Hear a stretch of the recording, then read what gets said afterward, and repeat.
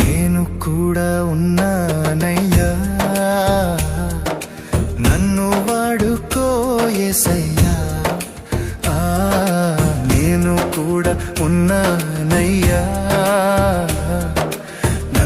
వాడుకో యేసయ్యా.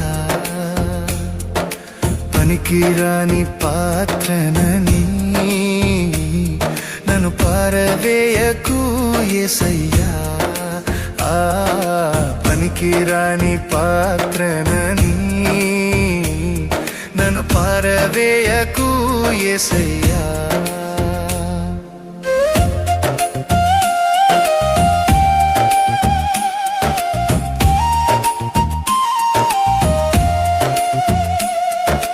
మోషే యెహోషువను పిలిచావు, ఎలీయా ఎలీషాను నిలిపావు.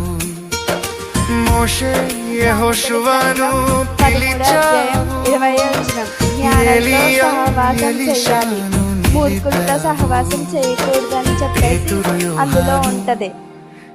మనం ఎప్పుడు కూడా జ్ఞానుల వలె ఉండాలంటే జ్ఞానంతో సహవాసం చేయాలి. అది మన తండ్రి ఇష్టమైన పదం. అందరూ అందంగా ఉండాలని చాలా ఆశపడతారు.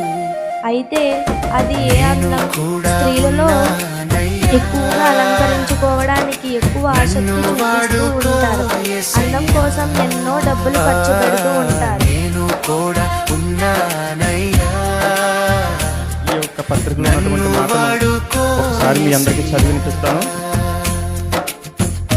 నా తల్లిదండ్రులతో సమానులైన ప్రియ పెద్దలారా, బంధువులారా మరియు స్నేహితులారా, దయచేసి ఒక్కసారి దీనిని చదవండి.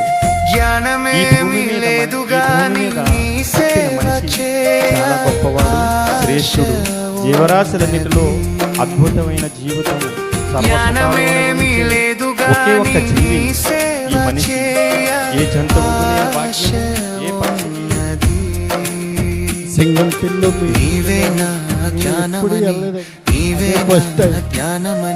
తమ్ముడు చంద్రుడు పాట పాడుతుంటే ఆ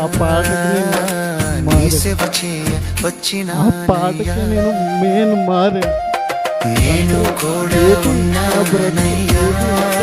సేపు కనబడి అంతలో మాని ఆవిరి ఇంతేనా నా బ్రతుకు? దీనికోసం వ్యర్థంగా బ్రతుకున్నాను నేను అనుకున్నాను. అనుకుని ఆలోచించేసి ఆ పాటని ఆలోచించుకుని బాగా విని ఆ మూడు బాధపడుతూ వచ్చానండి. మరి ఈ సంవత్సరం గట్టి నిర్ణయం తీసుకుని దేవుడి కోసం ఇంకా కష్టపడాలని మంచి నిర్ణయం, మంచి ఆలోచన కలిగి ఉన్నానండి.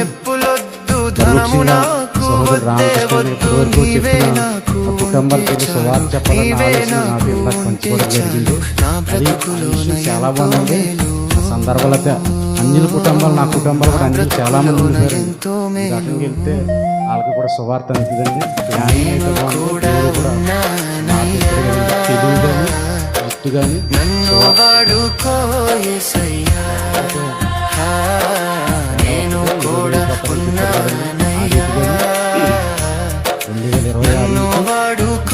2026 వరకు కష్టపడదామండి.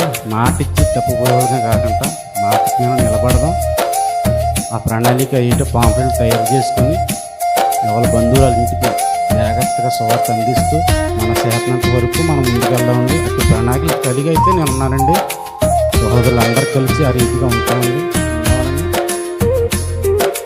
రాళ్లతో నన్ను కొట్టిన గాని రక్తము కారిన మరువలేనయ్యా. రాళ్లతో నన్ను కొట్టిన గాని రక్తము కారిన మరువలేనయ్యా.